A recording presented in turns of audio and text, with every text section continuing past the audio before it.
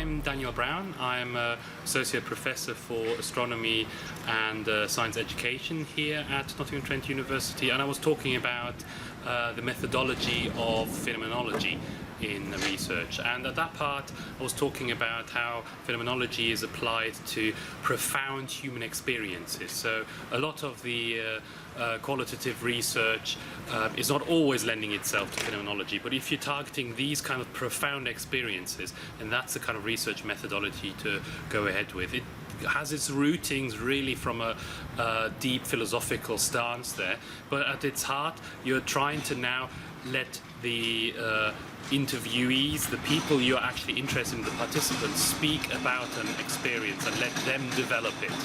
So at that point it's important to have really deep, meaningful, rich interviews, so open-ended or semi-structured interviews where you're, as an interviewer and as a researcher, stepping back and allowing the people you interview to actually develop their experience and make it be authentic and come from them, which then allows you to delve into that transcript and extract key meanings and then develop out of that a textual and structural interpretation of what's happening. So the important thing is to make sure that you remove yourself as much as possible from there to let others, the ones you're interviewing, talk about it.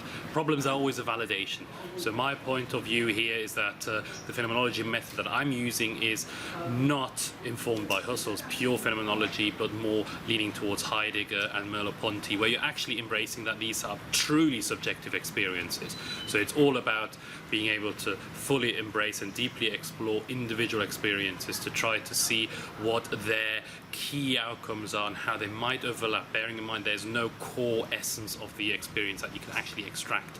There's maybe a framework of engagements that you can express and capture through that. So that's, I think, my interpretation of the phenomenology, which moves away from this pure phenomenology there that Husserl is defining.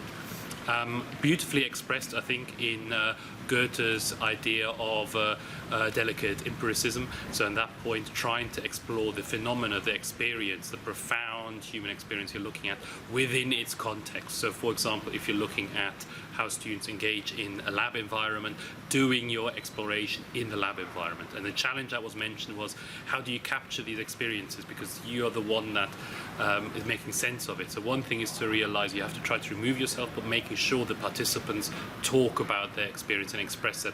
Maybe through observations helps, because you can capture their stance, their move, their moods as well, but also through other ways than just an interview as well.